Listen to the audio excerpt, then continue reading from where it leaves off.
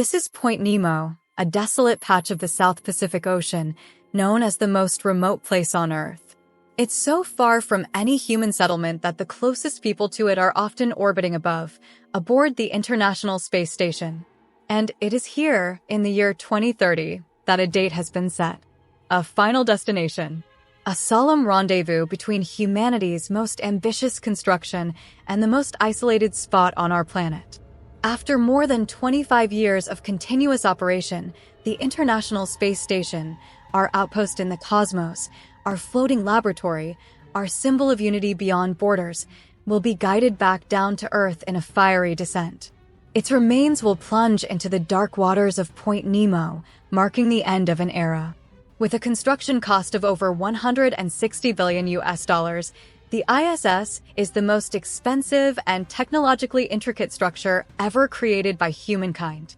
A floating city built piece by piece in orbit, traveling at 28,000 kilometers per hour, enduring temperature swings of up to 270 degrees Celsius, and surviving in the harshest environment imaginable. When I think of the International Space Station, I don't just think of steel and circuits. I think of a masterpiece, a celestial sculpture of science, trust, and collaboration. It's a monument not to any one nation, but to what we can achieve when we work together beyond politics, beyond gravity. Yet, in just a few short years, this extraordinary engineering marvel will be brought down in what may be the most daring deorbiting and controlled destruction of any structure ever attempted. But the question lingers in the silence of space. Why must it end this way? Is there truly no path forward to preserve this icon as a legacy of human achievement? To understand why this technological titan must fall, we need to go back to its origins, to the astonishing story of how it was conceived, constructed, and maintained. And perhaps, in that story, we'll also find clues about what comes next, for us and for our future among the stars. The year is 2030. Above our heads, orbiting at over 28,000 kilometers per hour, the International Space Station continues its silent vigil, one of humanity's greatest testaments to innovation and cooperation. But its final chapter is approaching. On the launch pad stands a specially designed SpaceX Dragon spacecraft, unlike any before it. While the original Dragon made history in 2012 by ferrying cargo to the ISS, and the updated Crew Dragon began carrying astronauts nearly a decade later, this version is different. It has been engineered with a singular, somber purpose to guide the International Space Station toward its last descent.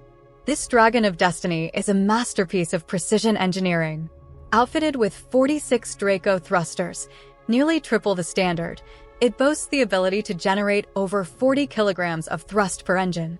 Its extended trunk section, twice the size of any prior model, carries 6 times the standard fuel load. This surplus energy isn't for liftoff or docking, it's for control, guidance, and the careful orchestration of a controlled deorbit, the final mission of the ISS. It is not a destruction mission. It is a farewell flight, a dignified end to an orbiting monument that has defied the odds for over a quarter of a century. No one knows the ISS more intimately than Nicole Stott, a veteran astronaut who lived aboard the station in 2009 and 2011. Reflecting on her time there, she describes it not just as a marvel of engineering, but as a floating sculpture of cooperation. When you look at it now, she says, it's like looking at a piece of art. Imagine modules the size of buses, launched separately in the payload bay of the space shuttle, flown into orbit, and then assembled in space by robotic arms and astronauts on spacewalks. Not just linked together, but alive, functioning, supporting life, experiments, and dreams. The International Space Station is neither the first space station in history, nor will it be the last. But it is, undeniably, the most ambitious, the most expansive, and the most inspiring. No other orbiting platform has matched its scale, longevity, or the sheer scope of its mission. Over 15 nations, thousands of scientists, and hundreds of astronauts have contributed to its ongoing journey, turning it into a symbol not just of science, but of something deeper: human unity in the pursuit of the stars. And now it will take one final voyage, escorted by the very technology it helped inspire, to rest in peace beneath the waves of Point Nemo. The odyssey toward a permanent human presence in space began in 1971 when the Soviet Union launched Salyut 1, the world's first-ever space station. It was a bold and daring leap into the unknown, an engineering marvel suspended in low Earth orbit. But like many great firsts, its success was tempered by tragedy. Though Salyut 1 orbited Earth for 175 days, its short lifespan was marked by both triumph and heartbreak. The first crewed mission to dock with the station failed, a sobering reminder of the risks involved. The second mission succeeded, and for a brief time, cosmonauts floated inside its cramped but revolutionary interior, conducting experiments and pushing the limits of endurance in space. But their return home would mark a dark chapter in space exploration. As Soyuz 11 prepared to re-enter Earth's atmosphere, a fatal depressurization event occurred inside the capsule. All 3 cosmonauts perished, becoming the first, and to this day, only humans to die in space itself, not during launch or re-entry, but in the vacuum between the stars and Earth. In the aftermath, Salyut 1 was decommissioned and allowed to burn up in the atmosphere in October 1971, less than 5 months after its historic launch. Yet the dream of humans living and working in space did not die with it. Instead, it was forged stronger in the fires of adversity. Over the next 16 years, despite Cold War tensions and immense technical challenges, both the Soviet Union and NASA pressed on. A total of 8 space stations were launched, each building on the lessons of its predecessor. In 1973, the United States introduced its own orbital outpost, Skylab. Though short-lived, it provided critical insights into long-term human habitation in microgravity. It was the first taste of what life might be like in a permanent celestial home. Then came a turning point, Mir, launched by the USSR in 1986. This wasn't just a space station, it was the first modular orbital platform in history. Instead of sending up a single structure, Mir was assembled piece by piece, module by module, over a decade, like a puzzle of innovation slowly unfolding above Earth. It was a stunning display of patience, precision, and persistence, and it proved that large, complex structures could be built in orbit. Meanwhile, across the ocean, the United States wasn't idle. Throughout the 1980s, NASA began work on its own grand vision, a modular station named Freedom. It was to be a floating research hub, a symbol of national pride, and a gateway to deep space. But Freedom would never fly. The program became a lightning rod for political controversy and fiscal skepticism. Over the years, it endured repeated budget cuts, technical delays, and shifting political priorities. Eventually, the dream was shelved, not because the science wasn't sound, but because the support crumbled beneath it. Yet from the ashes of Freedom and the legacy of Mir, something greater would emerge, an international partnership unlike anything the world had seen before. A union not just of technology, but of ideals. And that is where the story of the International Space Station truly begins.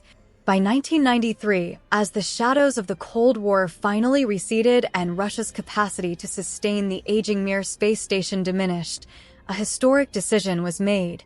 The United States and Russia would no longer compete in orbit, but collaborate. 2 former rivals, once locked in a decades-long space race, were now about to embark on the greatest joint space endeavor in human history. This profound partnership gave birth to the International Space Station, not as a national triumph, but as a symbol of global unity, built in the vacuum of space. Soon, others would join the mission.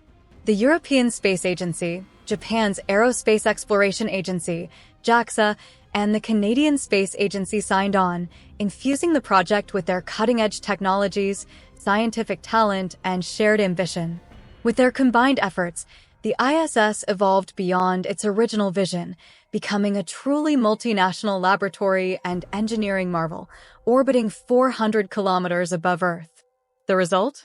A breathtaking structure unlike anything ever created. 43 modules and elements linked together with surgical precision, spanning an area larger than a football field, and functioning flawlessly in the hostile environment of low Earth orbit. A masterpiece of engineering, not owned by one nation, but shared by all. This is collaboration at its highest level. But contrast this with the current trajectory of space exploration, which is being propelled less by governments and more by private enterprise. Billionaire-driven space ambitions now dominate the headlines, from Elon Musk's SpaceX reshaping the launch industry to Jeff Bezos' Blue Origin, envisioning orbital habitats and lunar factories. Yet billionaires like Bezos aren't investing only in rockets and propulsion. They've also quietly become major players in another high-value arena, the fine art market. In fact, Jeff Bezos has emerged as one of the world's top collectors, acquiring rare and historically significant works of art. And he's not alone. According to a 2023 Deloitte report, the combined wealth held in art and collectibles reached a staggering $2.2 trillion, with projections suggesting it could swell to nearly $2.9 trillion within a year. That brings us to Masterworks, today's sponsor, and a platform that's democratizing access to this elite world. Instead of needing a vault full of gold bars or a billionaire surname, Masterworks enables regular investors to purchase fractional shares in iconic artworks by legends like Picasso, Basquiat, and Banksy. And this isn't just for show. All 23 of Masterworks' past exits have been profitable, distributing over $60 million back to their investors, including their original principal. With over $1 billion in assets under management and a growing community of 65,000+ investors, it's clear this is more than a passing trend. It's a paradigm shift. And here's the best part. You don't need to be a rocket scientist or an art historian to get started. It all began in 1998 with the launch of Zarya, meaning sunrise in Russian, the very first module of what would become the International Space Station. Designed and assembled at the Khrunichev State Research and Production Space Center in Moscow, Zarya marked the dawn of a new era in space collaboration. Constructed primarily from rolled aluminum and reinforced with steel at key structural points, particularly around the docking systems, Zarya wasn't just built to survive space, it was engineered to thrive in it. Its external shell was wrapped in ceramic insulation blankets, with Kevlar armor to provide additional protection, a detail whose importance would become clear in the years to come. In terms of power, Zarya was equipped with dual solar arrays, feeding 6 nickel-cadmium batteries capable of producing 3 kilowatts of electricity, the same amount of energy it takes to run your oven at home or bake a deep-dish pizza. Humble by today's standards, but sufficient to ignite a technological revolution in orbit. The module came with 36 attitude control thrusters and 2 main engines, granting it the rare ability to perform significant orbital maneuvers, essentially allowing the station to orient itself and remain stable as new modules were docked. A closer look at Zarya reveals a familiar and recurring theme in ISS architecture, the cylindrical form. This wasn't just for aesthetics or convenience, although it did make transportation via space shuttle cargo bays far more efficient. The shape was chosen primarily for its structural strength and material efficiency. To explain, imagine a can of soda, or in this case, a can of Coke, non-sponsored. This humble object is, in fact, one of the most brilliant feats of industrial design. Cylinders are incredibly efficient. They enclose space with minimal material, making them lightweight, but more importantly, they distribute internal pressure evenly. No weak points, no stress concentrations, just pure structural integrity. The ISS modules follow the same principle. Like space-grade soda cans, they are engineered to resist immense pressure differentials. Inside, a pressurized livable environment. Outside, the vacuum of space. Just 1 month after Zarya came Unity, the first US-built module. It served as a connecting node, physically and symbolically linking the American and Russian sections of the station. Unity also marked the first test of interoperability, or rather, the lack of it. See, the US and Russia had developed completely different docking mechanisms. The American system, the Common Berthing Mechanism, CBM, utilized a pair of interlocking rings, one active, one passive, and required motorized bolts to create a rigid, airtight seal after a soft capture. The Russians, on the other hand, used the Androgynous Peripheral Attach System, APS, a symmetrical design where either end could function as active or passive. This made it especially suitable for automated docking, but incompatible with the American CBM. To bridge this technological divide, engineers developed the pressurized mating adapter, PMA, a clever intermediary that created a sealed, safe passage between mismatched systems. The first PMA was placed between Zarya and Unity, and eventually, 3 PMAs were installed on the ISS to support both Space Shuttle and Soyuz connections.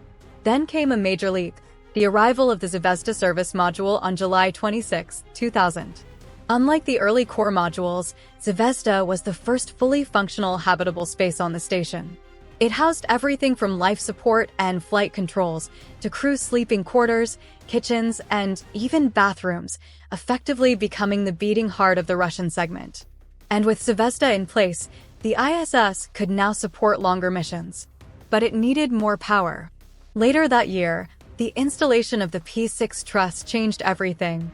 This enormous structural element held the first set of radiator panels and large solar arrays, boosting the station's power production to the point where it could sustain human life permanently. This marked a historic milestone, the point at which the ISS evolved from a modular experiment into a functioning orbital habitat, a fully operational outpost capable of supporting astronauts continuously for years. And so, with a foundation of interlinked ingenuity, Russian engineering, American innovation, and international collaboration, the International Space Station began its life not just as a spacecraft, but as humanity's first true home among the stars. On November 2, 2000, history was made. NASA astronaut Bill Shepard and Russian cosmonauts Yuri Gudzenko and Sergei Krikalev boarded the International Space Station, becoming the station's very first permanent crew. Their arrival wasn't just a milestone in engineering or diplomacy, it marked the dawn of continuous human presence in space. From that moment forward, not a single day has passed without someone living beyond Earth. At the time, the ISS was still in its infancy, a skeletal framework of modules and equipment, nowhere near the sprawling orbital complex we recognize today. To truly understand how far we've come, we need to fast forward to 2011, the symbolic conclusion of the station's core construction era. But before we leap ahead, let's pause and ask the question that everyone secretly wonders. What's it really like to live and work aboard the International Space Station? The answer? It's extraordinary. Life on the ISS is unlike anything else humans have ever experienced. Imagine being able to float effortlessly in 3 dimensions, gliding from one module to another with a gentle push. There's no up or down. Your body learns to adapt fast. The sense of freedom is intoxicating. But so is the responsibility. Astronauts aren't just space tourists admiring the view. Every single day is filled with work that keeps the ISS alive. From routine maintenance to complex repairs, the crew acts as the station's engineers, janitors, scientists, and medics all rolled into one. It's a place where you might spend the morning running advanced experiments in microgravity, the afternoon troubleshooting electrical systems, and the evening fixing a malfunctioning toilet. And yes, someone always has to do the housekeeping because dust, grime, and clutter don't vanish in orbit. Sometimes, the tasks are mundane. Wiping down surfaces, organizing supplies, checking filters. But other times, they are dramatic and life-sustaining, like heading outside the airlock for a spacewalk to replace a failed solar array or upgrade essential batteries after years of service.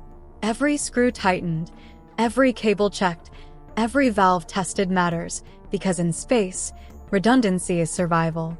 Living in orbit also comes with a profound psychological shift. You're no longer part of Earth's daily rhythm. There's no sunrise or sunset like we know it, just 16 of them every day. Your concept of time, of motion, of even your place in the universe subtly shifts. You're floating in a tin can, yes, but you're also part of something far greater, an outpost of humankind in the cosmos. What the crew experiences isn't just the thrill of weightlessness or the view of Earth spinning beneath them, it's a reminder of our shared fragility and our boundless potential. As one astronaut put it, you look out the window and see this beautiful, fragile blue planet. And you realize this station we've built together? It's not just floating in space. It's a symbol of what's possible when we stop looking at borders and start looking up. And with that vision, let's continue the story, because from 2000 to 2011, the ISS didn't just grow. It transformed into a city in the sky, a laboratory like no other, and perhaps a blueprint for humanity's future among the stars. Let's start with orientation. This is the top, and this is the front. As the International Space Station hurtles around the Earth at a blistering speed of 28,000 kilometers per hour, this leading edge is the first to greet the 16 sunrises it experiences every single day. Just like a ship at sea, the ISS has a port side, to the left when facing forward, and a starboard side, to the right. These aren't just symbolic terms, they matter for navigation, orientation, and how the station is constructed. Now let's explore the heart of this incredible structure. At the center of it all is Unity, known operationally as Node 1. Unity serves as a bridge, literally and symbolically connecting various modules and nations together in this orbital endeavor. Attached to Unity's starboard side is Tranquility. While it serves a functional purpose, providing additional attachment points for future modules, Tranquility is also home to something truly special, the cupola. This iconic observation module, with its 7 panoramic windows, offers astronauts the most breathtaking view in human history, a sweeping gaze over the blue marble of Earth. Many of the most awe-inspiring images of our planet have been taken from here, and for astronauts, it offers a deeply emotional connection to home. Extending forward from Unity, we encounter Destiny, America's first dedicated science lab aboard the station. It's a floating research center that has hosted hundreds of experiments, from studying cell biology to testing materials in microgravity. From there, we reach Harmony, another node designed to enable expansion. On its starboard side, the European Columbus Laboratory adds international flavor and scientific capabilities to the station. On its port side, you'll find Kibo, the Japanese experiment module, Japan's largest contribution to the ISS. Kibo is unique, not just for its scale, but because at its furthest end lies the exposed facility, an open-air platform that allows experiments to be directly exposed to the raw environment of space, zero atmosphere, radiation, and extreme temperatures. It's science taken to the absolute edge. But here's the thing, none of these modules could function without the backbone of the ISS, the integrated truss structure. This enormous metallic framework runs the length of the station, mounted atop the Destiny Lab, and supports 2 absolutely critical systems, solar power generation and thermal regulation. Over the span of 3 years, astronauts meticulously installed 9 truss segments using spacewalks, robotic arms, and a great deal of precision. At both ends of this truss, massive solar arrays were unfolded, collecting sunlight to power every experiment, every laptop, every breath of air aboard the ISS. Interwoven with the truss are radiators, vast white panels that help vent waste heat into space. In the vacuum of space, heat has nowhere to go, and without these radiators, the station would literally cook from within. By 2011, after more than a decade of construction, the International Space Station was fully operational, its core structure complete. It was no longer just a laboratory, it was a permanent home in orbit, a symbol of peaceful collaboration, and a platform for scientific discovery that benefits all of humanity. With every orbit, it fulfills its twin mission: to advance the frontier of human space exploration, preparing us for journeys to the Moon, Mars, and beyond, and to improve life on Earth through technologies and insights born in the harsh environment of space, but applied to challenges here below. From a few aluminum tubes launched separately into orbit, we've assembled something truly monumental, a city among the stars. And it all started with Unity. The year is 2030. A specially engineered SpaceX Dragon capsule, riding atop a purpose-built rocket, has begun its historic final journey to rendezvous with the International Space Station. But this isn't just another resupply mission. This flight carries a unique payload and a somber purpose, the beginning of the end for one of humanity's most remarkable engineering accomplishments. Like every Falcon launch, the flight is a meticulously choreographed dance of timing, thrust, and trajectory. At exactly 158 seconds after liftoff, the Falcon 9's main engines shut down, marking the end of the first stage of powered flight. By this point, the rocket has already pierced the sky and is streaking through the upper atmosphere at Mach 10, 10 times the speed of sound, and has reached an altitude of 80 kilometers, nearing the edge of space. Just moments later, the first and second stages separate, a precision maneuver executed in microseconds. The second stage engine ignites, embarking on a 7-minute burn that will propel the Dragon capsule into low Earth orbit. As the Dragon pierces the Kármán line and enters the void of space, its protective nose cone is jettisoned, revealing the complex berthing and docking mechanism, the system that will eventually allow it to connect with the aging International Space Station. Exactly 9 minutes and 37 seconds after launch, the second stage engine shuts off. 35 seconds later, the Dragon capsule gently separates from its booster and begins an elegant ballet of orbital fine-tuning. Its target, the ISS, currently orbiting 420 kilometers above the Earth. To appreciate the sheer speed involved, consider this. A commercial flight from Los Angeles to Las Vegas takes around 75 minutes. The Dragon will have traveled that same distance in just over 10 minutes, without touching the ground. But unlike its earlier missions, this Dragon won't be climbing quite as high. Since 2026, the ISS has been undergoing a slow, deliberate deorbiting process, its orbit gradually allowed to decay, centimeter by centimeter, until it inches closer to the Earth. This subtle descent offers us a stark clue. The ISS is nearing the end of its service life. This isn't just about retiring a spacecraft. It's about gracefully lowering the curtain on an era of human presence in orbit. An orbit that once symbolized boundless ambition, international cooperation, and a new age of space exploration. So why must this grand structure, this floating cathedral of science and unity, be brought down? That's a question we're about to explore, because understanding the ISS's fate requires a deeper dive into its history, its wear and tear, and the harsh realities of living on the edge of space. All right, let's take a moment to talk about altitude, because when it comes to the International Space Station, height isn't just a number.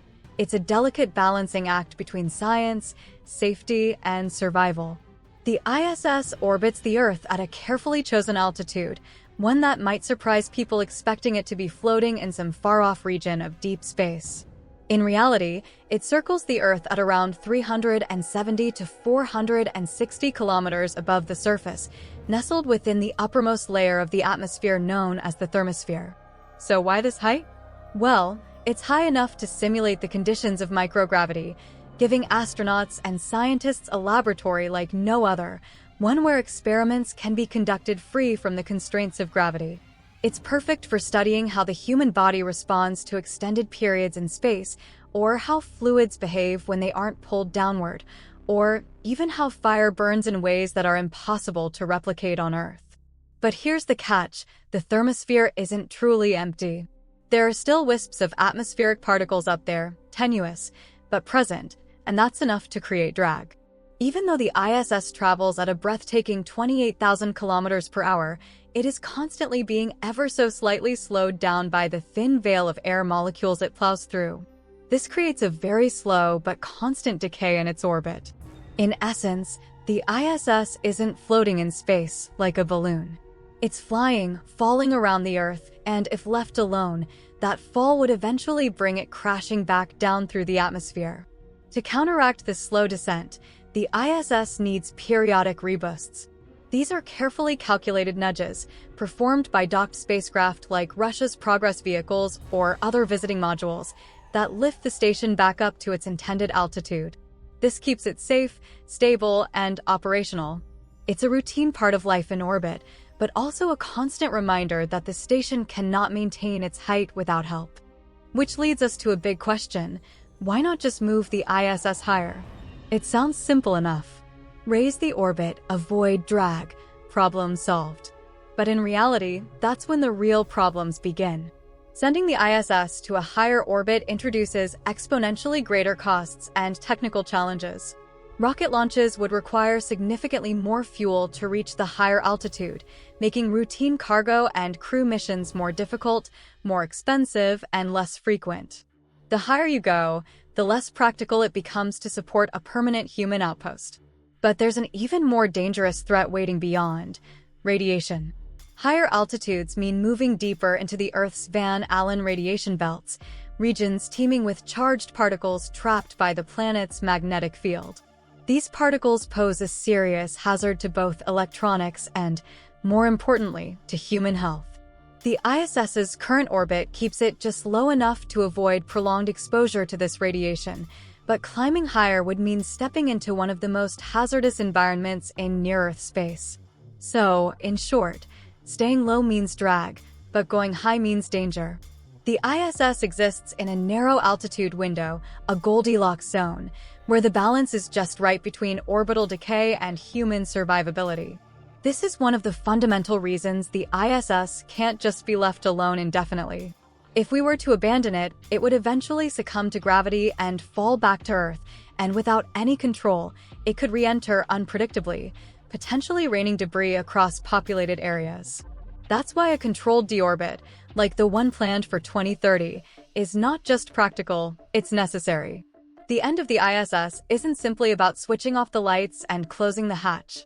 It's a precision maneuver to bring down a masterpiece of human engineering in a safe, deliberate way. And as the clock ticks toward that final descent, the story of the ISS becomes even more poignant, because even as we look to the stars, we're reminded that space, for all its beauty, is still one of the harshest environments humanity has ever dared to call home. Remember that distinctive Kevlar armor wrapped around the International Space Station's modules?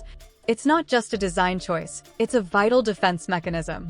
Orbiting Earth at hypersonic speeds, the ISS constantly endures a barrage of microscopic threats, tiny meteoroids and fragments of space debris zipping through the void at velocities that can reach up to 10 kilometers per second.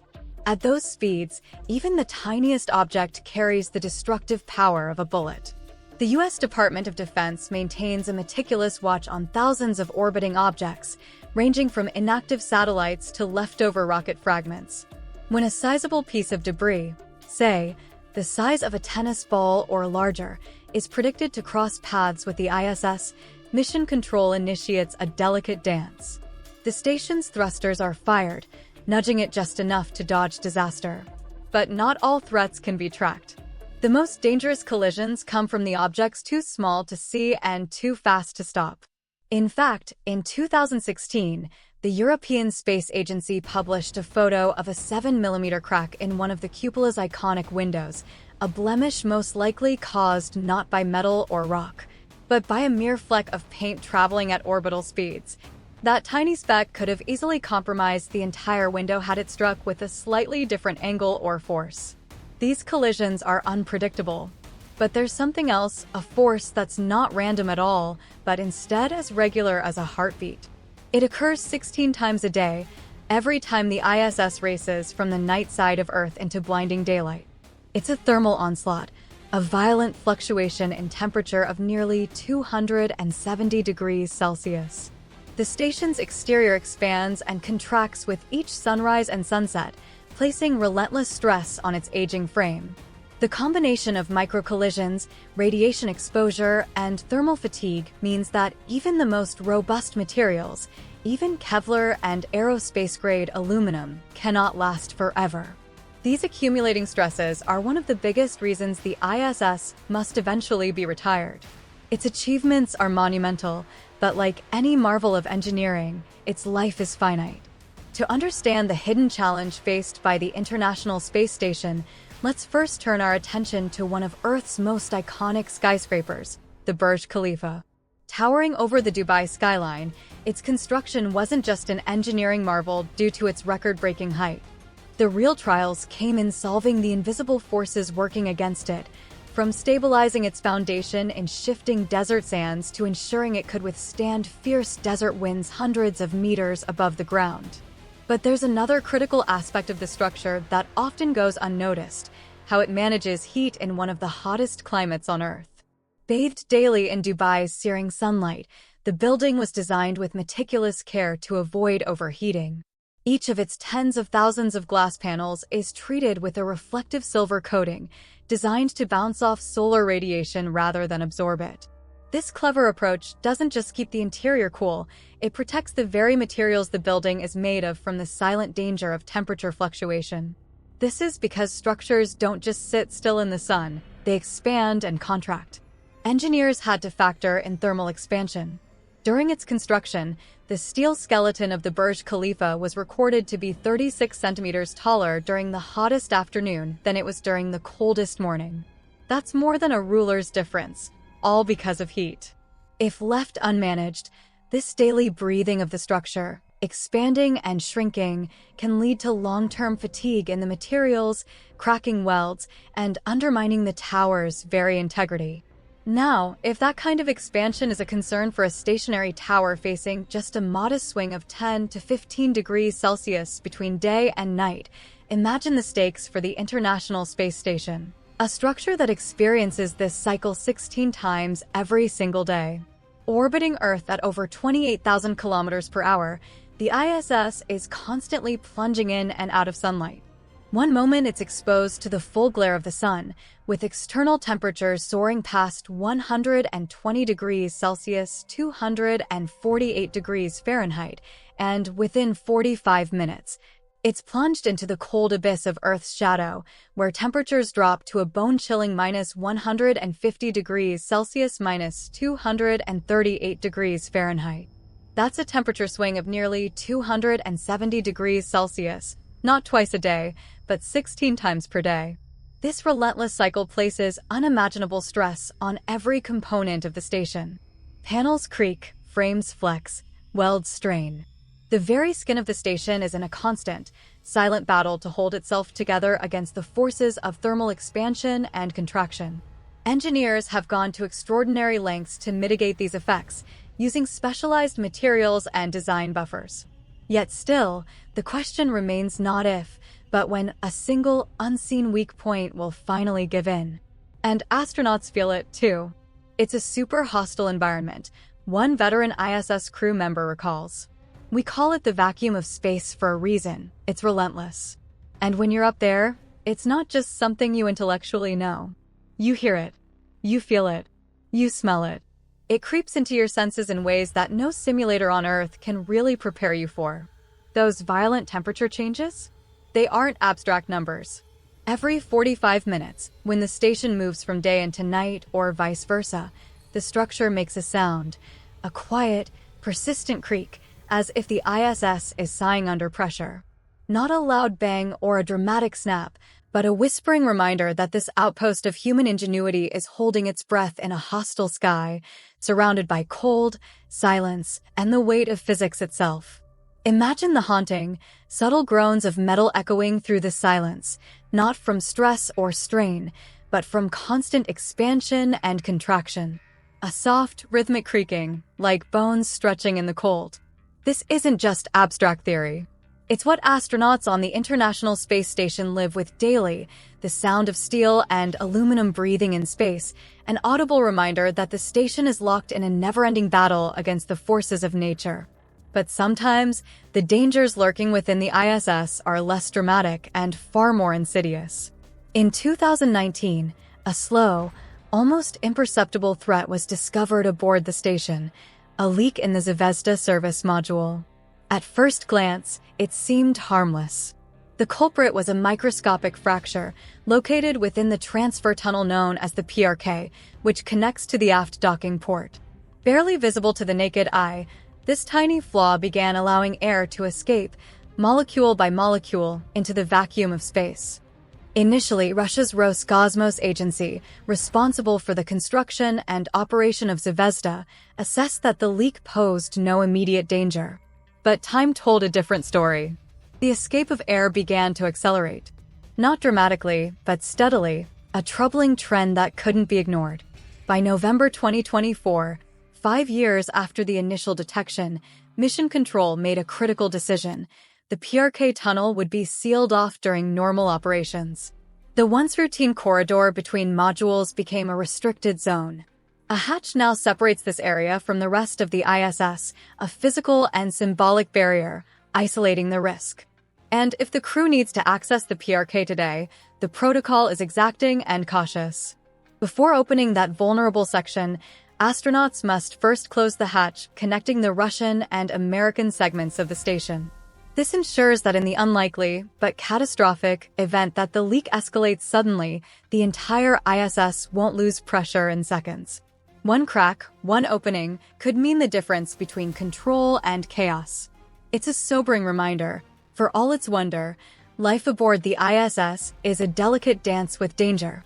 Every sound, every system, every seal must be respected. Once SpaceX's specially outfitted Dragon docks with the International Space Station, it signals the beginning of the end for one of humanity's most ambitious undertakings in space. The final descent will soon begin, a slow, deliberate farewell to a masterpiece of science and engineering. But wait, just because the ISS can't remain in orbit forever, does it really mean we have to let it die in a fireball, burning up in Earth's atmosphere? Isn't there another way? Back in 2022, NASA explored that very question in a comprehensive transition plan.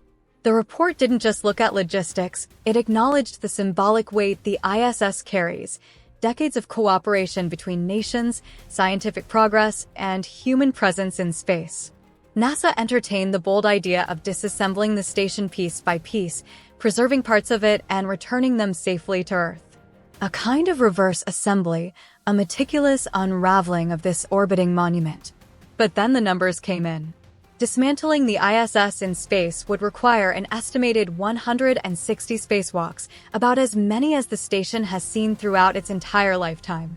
The mission would span years and demand flawless execution. There's also the issue of bringing the modules back intact.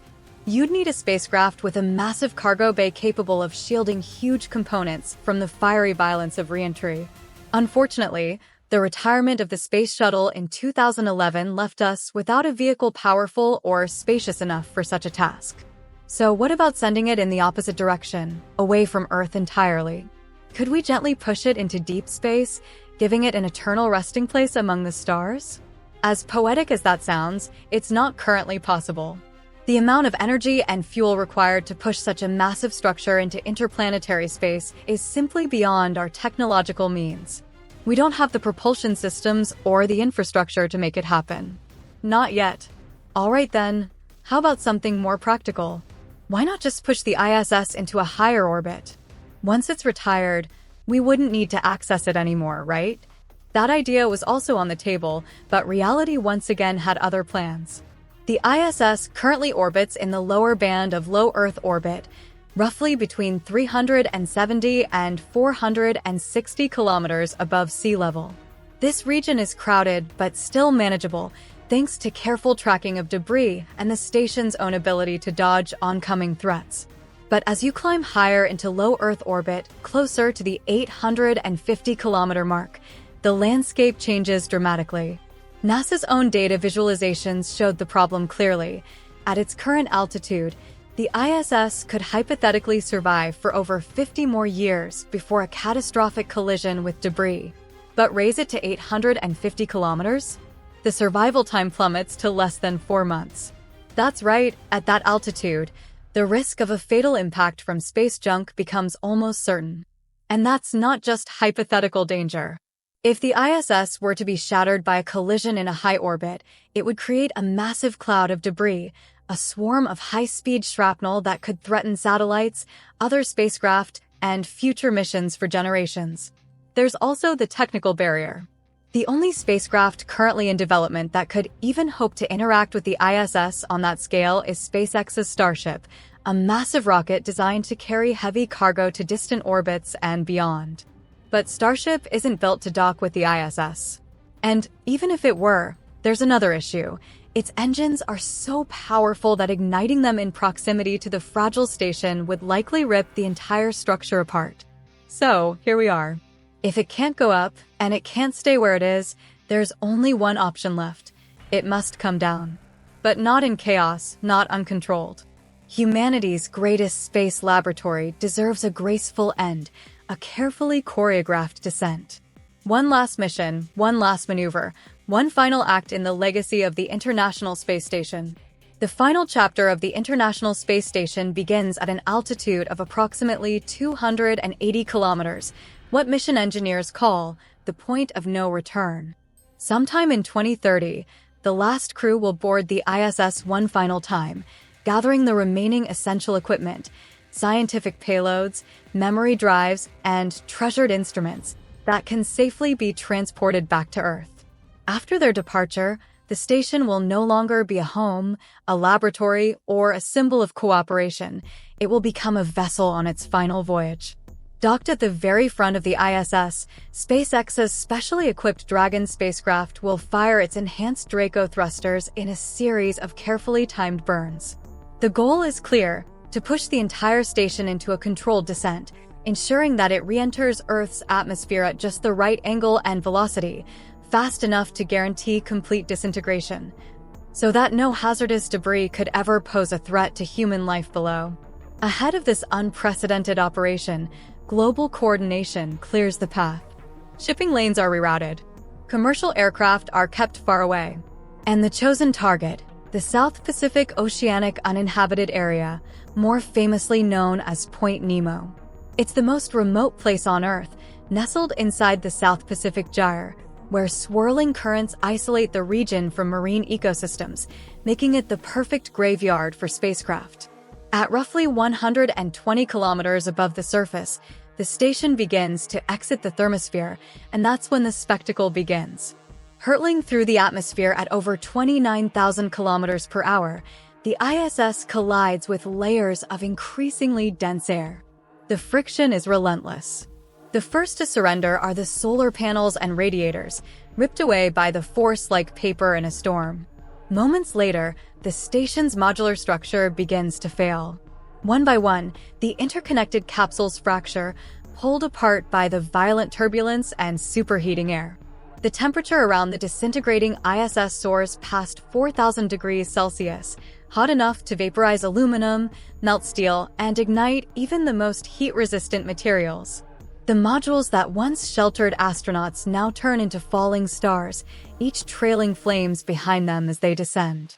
From the skies above, it will look like a firestorm from science fiction, a 6,000-kilometer-long trail of glowing embers streaking across the atmosphere, as the most monumental demolition project in human history plays out in real time. And then, silence. Only a few charred fragments, hardened remnants of once glorious technology, will survive the inferno.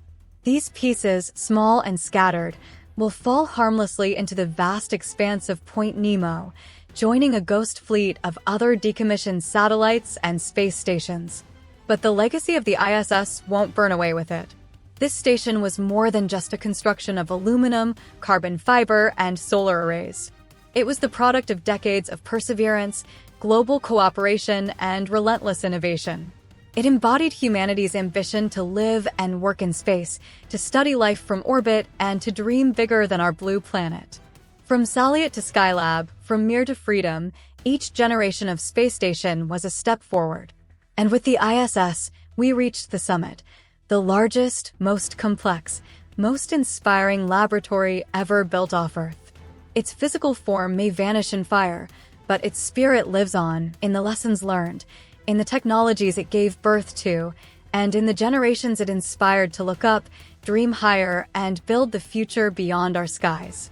But when the International Space Station is reduced to nothing more than scattered fragments of scorched alloy lying silently beneath the waves at Point Nemo, one question inevitably lingers. What comes next? NASA, aware of this impending transition, is already charting a new course, one led not by governments alone, but in partnership with private industry. Projects like Starlab and Axiom Station represent the next generation of orbital habitats.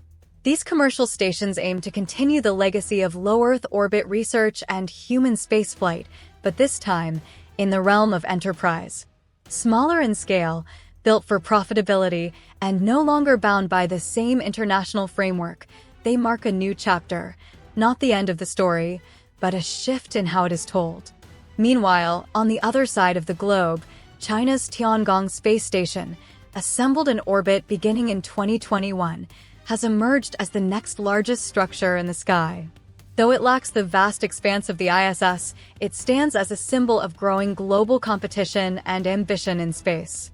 So yes, the era of a singular, massive, multinational orbital outpost may be coming to an end. But that only underscores just how monumental the ISS really was. A creation so bold and collaborative, it may never be replicated in quite the same way again. The ISS was built not just to explore the heavens, but to open the heavens.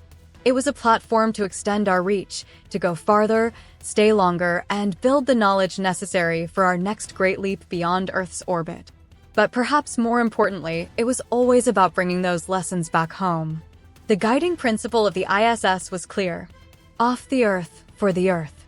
Everything done aboard the ISS, from the advanced science experiments to the recycling of air and water, from the systems that sustain human life in the vacuum of space to the materials tested for future planetary missions, was rooted in one profound truth: what we learn out there can help us thrive down here. And that wasn't just theory. From developing life-saving water purification technologies that now serve remote communities on Earth, to advancing medical research impossible under Earth's gravity, the impact of the ISS has rippled far beyond the vacuum it occupied. Every component that went into the station, every system engineered to protect life in the harshest environment imaginable, every data set collected and transmitted back to Earth, these were not isolated achievements. They were building blocks for a better future, both on this planet and the worlds we may one day call home. Yes, the ISS will fall, but its legacy is not tethered to orbit. It's etched into our scientific progress, our global partnerships, and our collective imagination. It was more than a laboratory. It was a cathedral of cooperation, a monument to what we can achieve when we set aside our borders and unite behind a common dream. As we look to the future of space exploration, to Mars, to Europa, to Titan, and beyond, we will do so with the lessons, courage, and spirit that the International Space Station gave us. And so, while this chapter may close in fire, the story it began will continue, boldly, brilliantly, and beautifully.